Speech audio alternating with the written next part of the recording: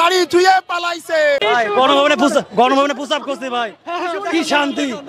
আমি এগুলো আমাদের লালগড় থেকে যে ঘর থেকে আমাদের মোদির বউ পালাইছে। কি বাহে ভালো তো বন্ধুগণ, শেষ পর্যন্ত বাংলাদেশ সরকার মানে আমাদের সম্মানিত কণ্ঠশালিত অত্যাচারিত হাসিনা বউ নাকি শাড়ি ধুইয়া পালাইছে। শাড়ি ধুয়ে পালাইছে। আরে দাদু বুঝলাম না, শাড়ি আপনার কাছে, তাহলে হাসিনা বউ কি পরে পালাইছে? एकदम इन्होंने वक्त बदल दिया, जज्बात बदल दिए, जिंदगी बदल दी। এগুলা কি গণভবন থেকে আসছে নাকি? ইয়েস ব্রাদার, গণভবন থেকেই আসছে। আর সেখানে যা যা ছিল মানে রান্নার জিনিস থেকে শুরু করে শোবার জিনিস সবকিছুই জনগণ লুটতেছে।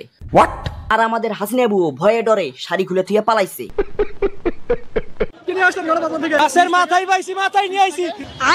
যদি শেখ হাসিনার মাথা পাইতাম তাহলে শেখ হাসিনার মাথা নিয়ে আসতাম। আরে তার ভয়েই তো আমাদের বউ লন্ডনের দিকে পালাইছে, মানে হাসিনা বউ। আমি আর বাড়িতে একদিনও থাকবো না যদি তুমি ওর একটা বিহিত না করো। গণভবন থেকে একজন গাছ নিয়ে আসছে, খেইফে গেছে জনগণ, নিয়ে আসছে আজ গাছ। হাসিনা যদি থাকতো রে ভাই পুটকি দিয়ে দিত। আরে কেনা কে চাতে হো?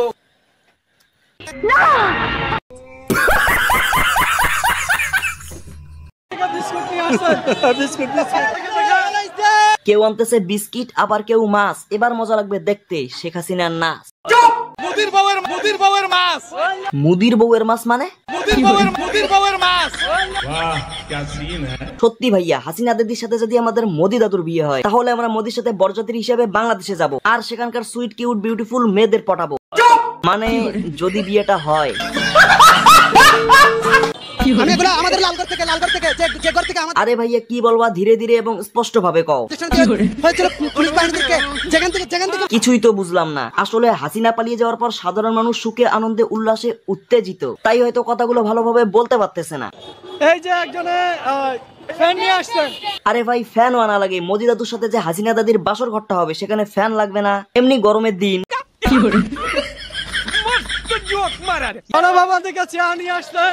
আরে ভাই চেয়ারটা অন্তত রাইকে আসতে পারতেন, কারণ বিয়ের সময় হাসিনা আর মোদি বসবে কোথায়? হাজার হাজার প্রাণের বিনিময়ে বাংলাদেশ শেষ পর্যন্ত আন্দোলনে সফল। সাধারণ মানুষের মুখে কান্নার বিনিময়ে মিষ্টি হাসিটা দেখতে শুধু আমার না, গোটা বাঙালি জাতির ভালো লাগতেছে। আরে ভাই সব থালানছো নাকি? হাসিনা আর মোদির জন্য দুইটা রাইকে আসতে পারতা, কারণ 2 দিন পরে তাদের সংসার হবে। গণভবনে প্রস্তাব করছে ভাই, কি শান্তি। মজা তো লাগবে কারণ জায়গাটা হাসিনা দাদির। এখানে হাসার কি আছে ভাই? আমি তো ওয়াশরুমের কথা বললাম, আপনারা কি অন্য কিছু ভাবছেন? সি সি সি সি, লজ্জা লাগা দরকার। মোদির বউ পালাইছে। সেটা তো জানি, কিন্তু একটা পালাটি বেডসিওকে আমরা আমাদের প্রধানমন্ত্রীর বউ হিসাবে মানি না। আমি বিশ্বাস করি না। কি করব, মোদির পছন্দ, তাছাড়া মোদি সংসার করবে, আমরা না। তাই বাধ্য হয়ে আমরা গোটা ভারতবাসী মেনে নিলাম। তোমার ভরসা থাকলে এই জন্মে তোমার বিয়েই হতো না। দেনমোহরের শাড়ি মানে? ভাই আমরা তো এখনো বরযাত্রী যাই নাই, পালিয়ে বিয়ে করলো নাকি বে? জানি না। খুব ভালো করছেন, আপনাকে পুরস্কার হিসেবে শেখ হাসিনার ব্লাউজ দেওয়া দরকার। গণভবন থেকে এই না হলে সংসারী, কয়েকদিন পরে অবশ্য হাসিনাও সংসারী হবে।